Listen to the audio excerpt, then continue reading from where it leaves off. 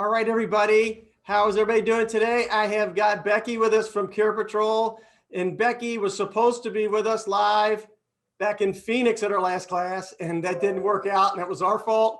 And she was going to be here live for this class, but now we don't even get her via Zoom. We've got to have her recorded because she's got some big wig thing going on because she is the president of the largest placement agency in the United States. Becky, thank you for giving us some time. Thank you, Ben. It's a pleasure to be here. And hello, everyone. I'm looking forward to being a part of your class today. That's great. Thank you. We're so happy to have you here, and we know you're very busy. So, Becky, could you just kind of maybe start with a little bit about what your role is at Care Patrol and what they do as an organization in the placement world? Yeah, absolutely. So as you said, I'm the brand president and co-founder of Care Patrol. My husband, Chuck, is the actual founder of Care Patrol, and he's the one who got me into this industry to begin with. But at Care Patrol, if you want to think of it a very simple way, is think about real estate and think about senior living. And we're sort of like real estate agents for senior living, if you want to think of it that way. But really, you know, my husband, the founder, was a home health social worker.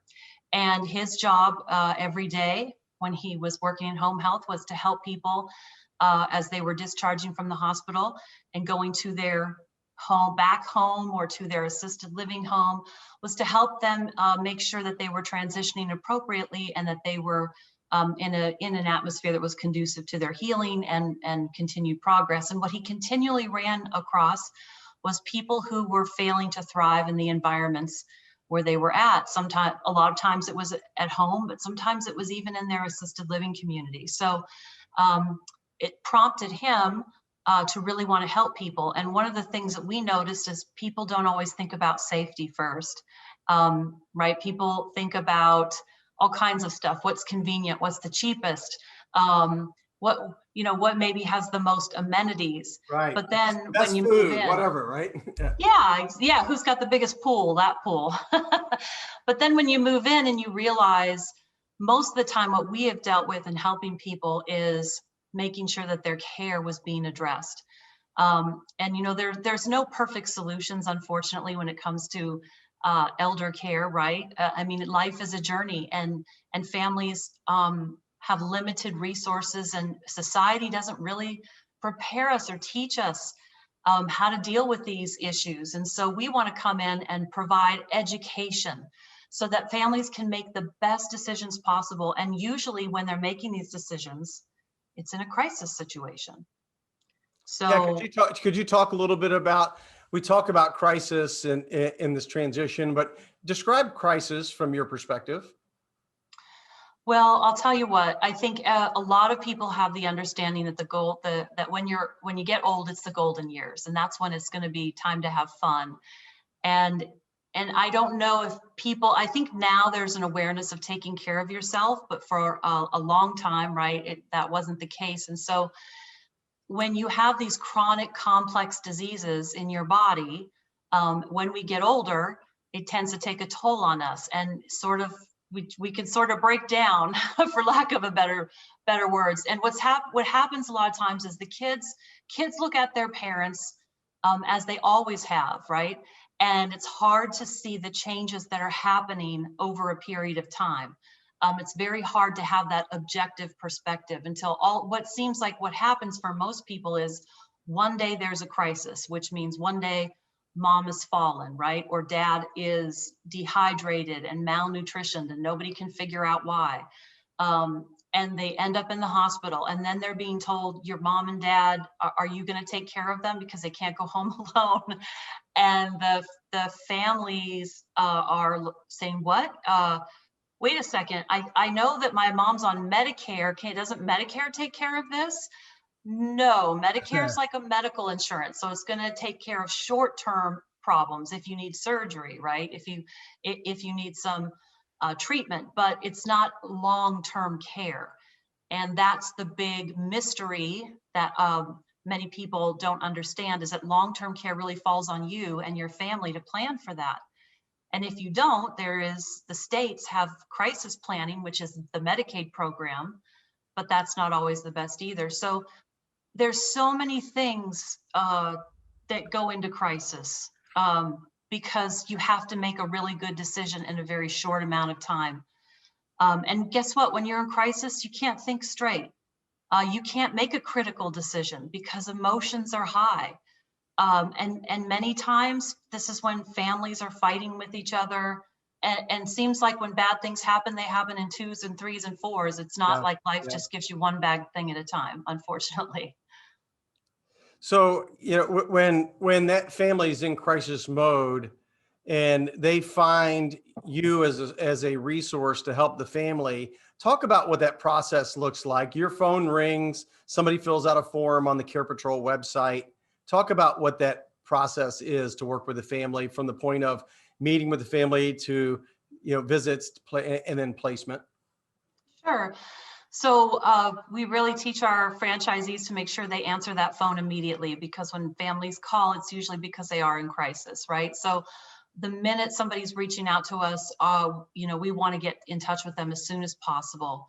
And we want to understand, really, we want them to kind of take a breath, and we want to really see what the bigger picture is, because there's always a story and everybody has a story. And we want to understand people from a holistic viewpoint. So yes, they're in the hospital right now, but what was the chain of events that brought them in the hospital? A lot of times we'll get a call and somebody's had a major stroke, but what was their life like before that major stroke? Because when we're seeing them, they look very frail in a bed, but last week they could have been working and driving and living a completely independent life. So we try to understand how that affects everybody, first of all, right? And the level of education that we're going to have to bring in. We do what we call a care discovery. So we want to find out what the medical problems have been and are currently, what types of activities of daily living people are going to need help with, what's their prognosis with what's going on with them. Do we anticipate that they're going to get better? Because guess what? Sometimes people do. Sometimes we help them find a place and they get stronger. And guess what? They can go back home. They can move out and go back home again. That's the Those dream, are right? great stories. Yeah. But we also look at their finances, and we also want to know what their goals are. And then what we try to do is match them up with the best options out there. So sometimes families want to stay at home and they're able to pay for in-home care. A lot of families are not, because in-home care can start at $22 an hour. And when you're paying for full-time care, that's not something that most people can afford at 24 hours. And so what's great is there are several options out there, and assisted living is different from state to state. So our franchisees know the rules and regulations of their state and what the options are. And then we want to be a guide and help people, because most of the time, no one has gone through this, or if they have, it was a horrible experience and they don't Sure. want to go through it again. And so we can be that objective perspective. And then finally, our goal is to help them, right, match them up with that best resource. And then we follow up to make sure that what we have promised is being delivered. And it really helps us to continue to give great recommendations, because we know what's going on with the people that we're helping. So we see a lot of repeat business, not necessarily from the same person, but they're referring their friends and family. Sure. Because it's been a great experience. That's amazing. What's what percentage of the families that you guys work with, and you don't have to be perfect on this, but what percentage of the families you work with have the adult children that they don't live locally?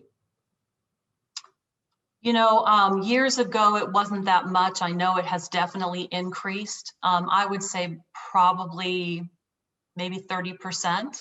Yeah, which is a Um, lot when you talk about how many placement agents do you have throughout Care Patrol nationally?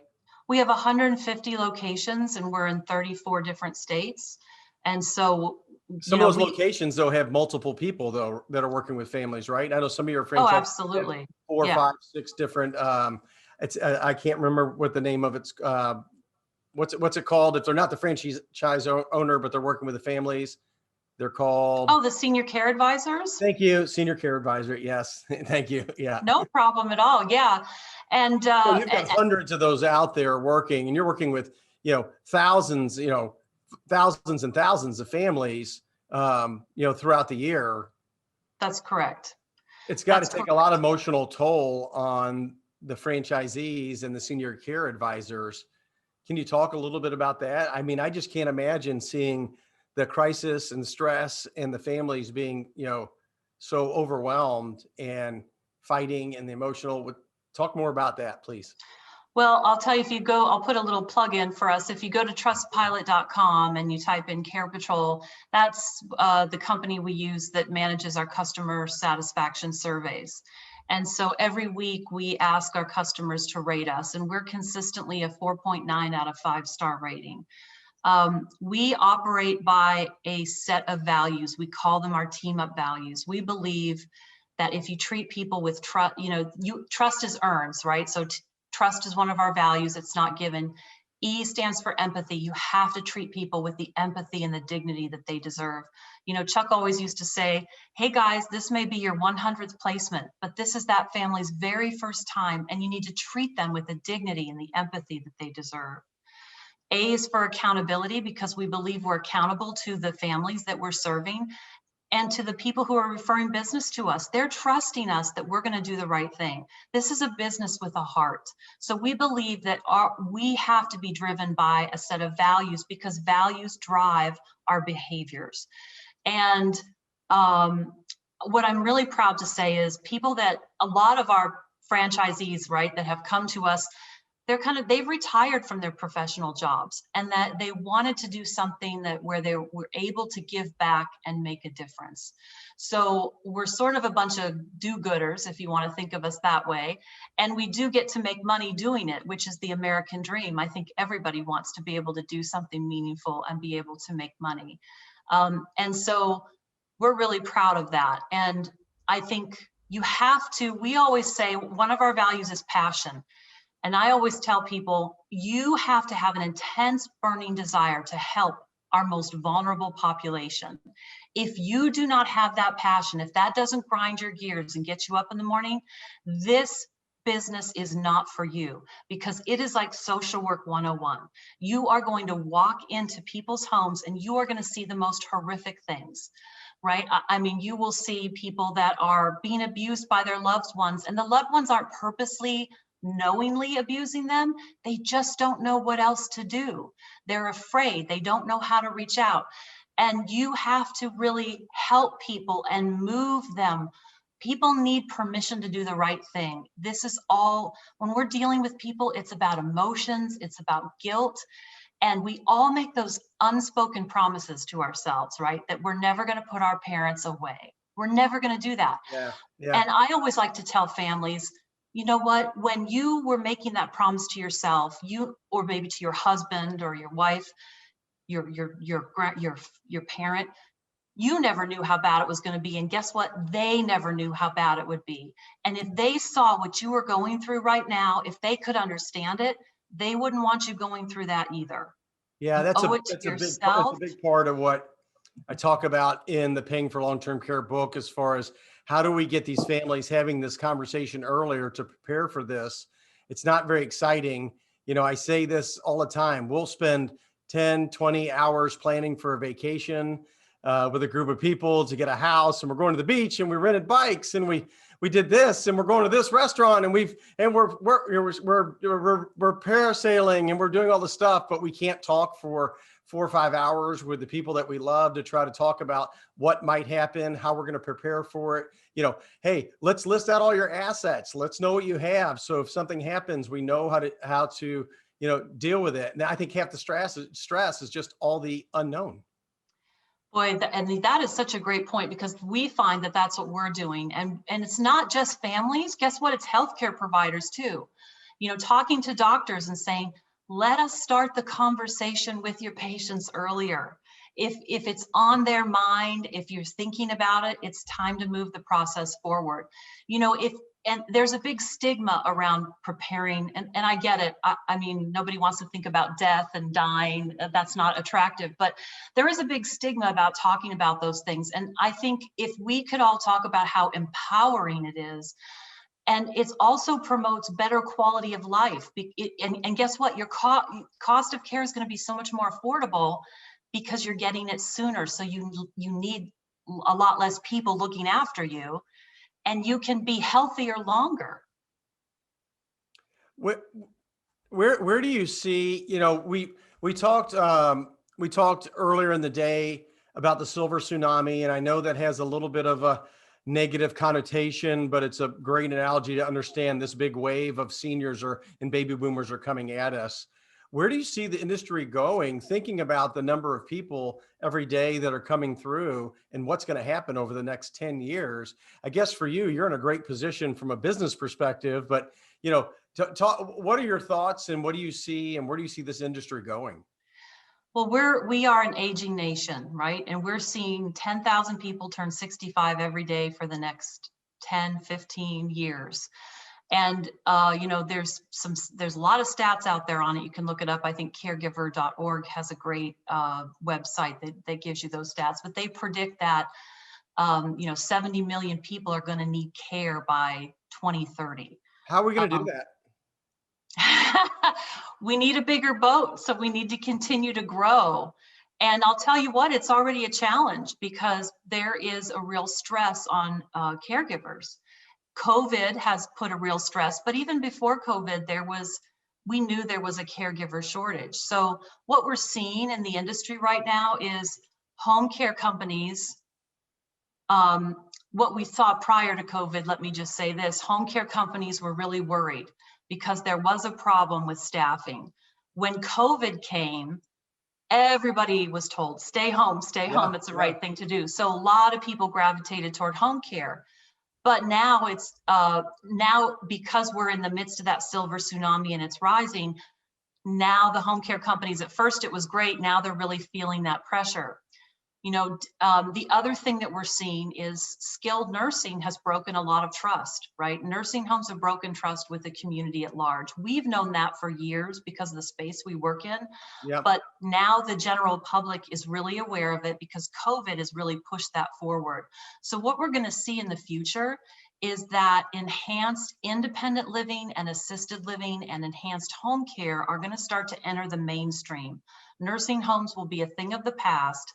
People do want to remain at home, but there's going to be lots of creative ways to help people. And because of that caregiver shortage, because we have that inverted where the bulk of the population is older, it's still going to create a demand for senior living properties, because if you're a caregiver, you would rather work in an environment where you can get benefits and you can get paid more, and you have more flexibility because you're sharing that load with other people.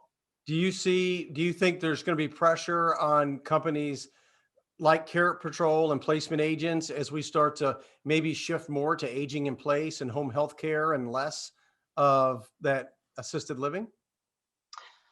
I'm not sure, but I don't think so. What I can tell you is what we know with COVID, right? It really pushed us every business, right, forward at least 5 or 10 years. And what we saw is that even though people didn't want to be outside the home, there was a demand for care outside the home because there are a lot of people who cannot provide that care in the home. Sure. Whether, right, they can't afford an in-home caregiver or they can't provide it themselves. So what I'm saying is there's still a demand for care in a communal setting. Now, one of your sister companies is Comfort Care, and Comfort Care is a home health franchise that. Sorry, I just had something come up on my screen. Had to move it.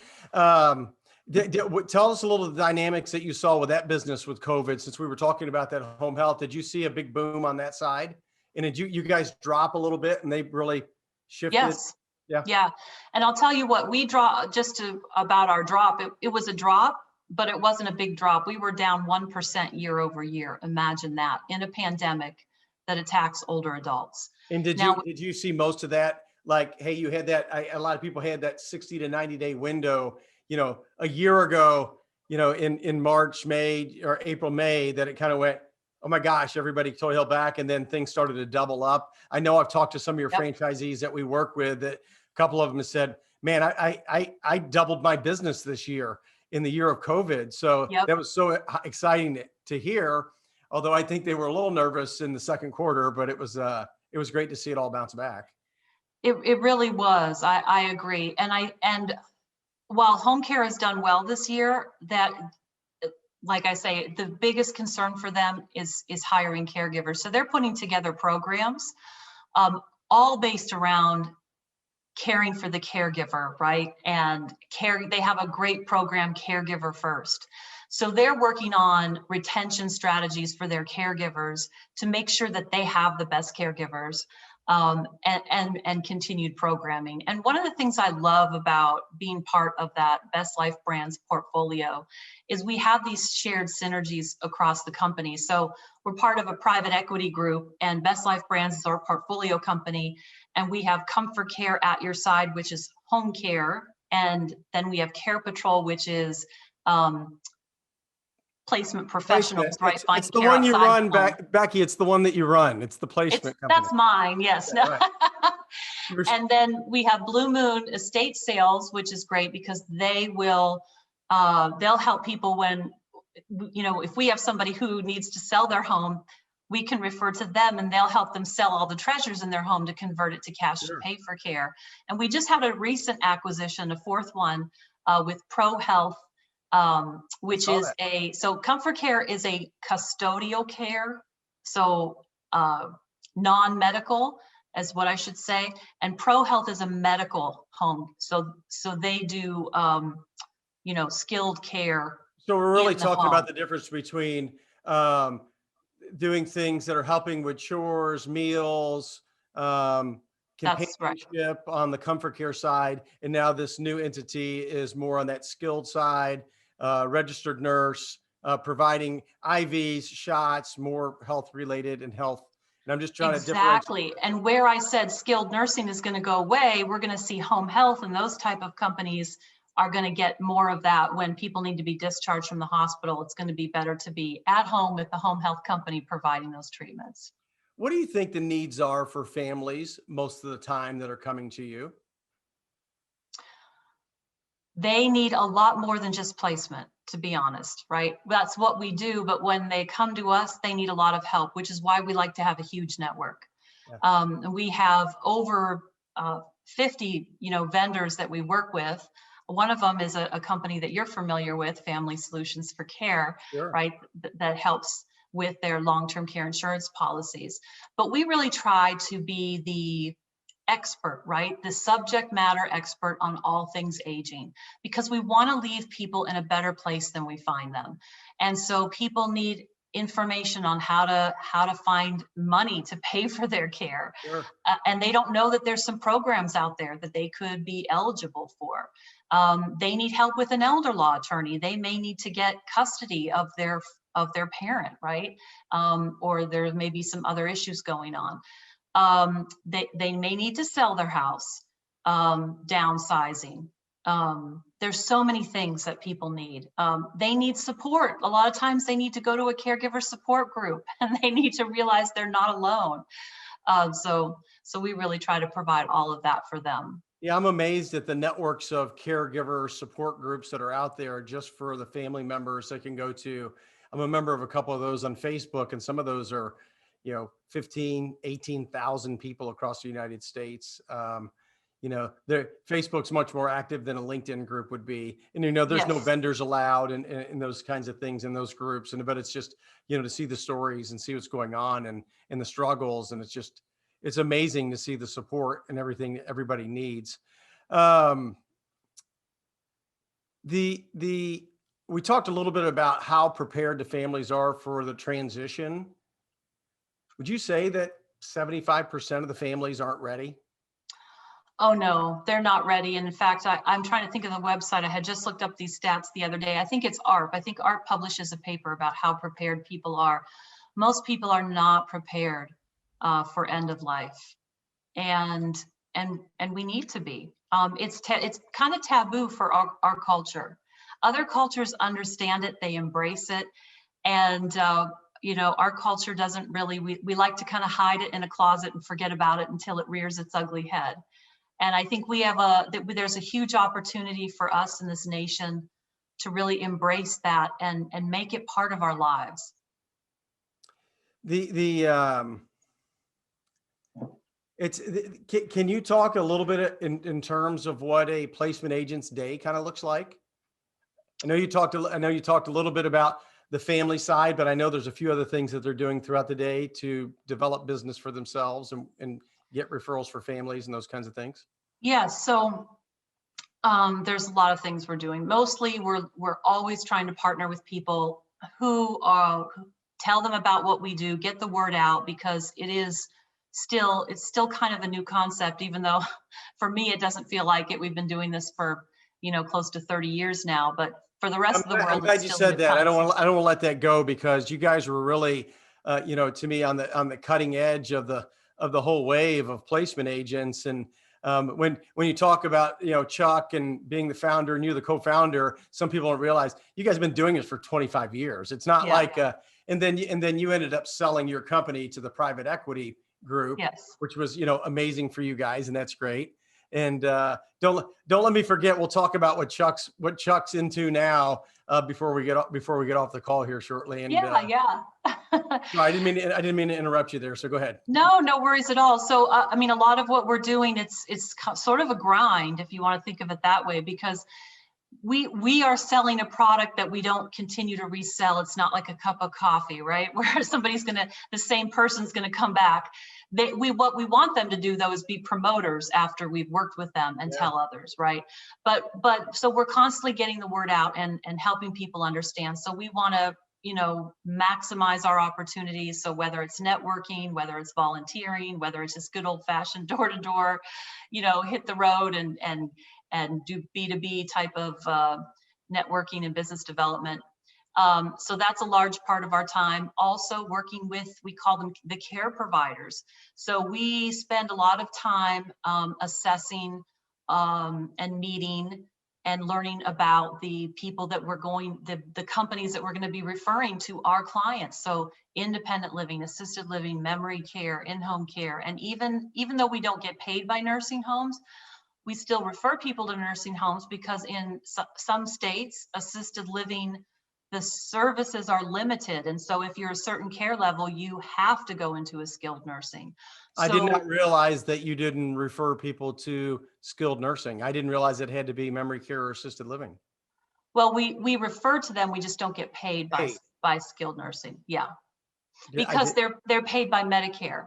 And okay, that makes sense, because that's my next step was just to bring that up, that you guys may be doing a placement, but you're not going to get paid if it's a Medicare placement, which I know some of the people that are in the placement world do some of those just kind of as a pro bono, and their give back to people. If we're talking somebody that needs Medicaid, they're already poor. They have no money, right? And, that's right. That's exactly right. Relying on the government, and you guys are still helping them. We didn't talk about how placement agents get paid. Maybe we can just take a minute to talk about that. Yeah, absolutely. So we love to tell families we are a free service to families, because we are paid by the thousands of care providers in our network. So I think it's important for families to know that they have lots of options when they're working with a large company like Care Patrol.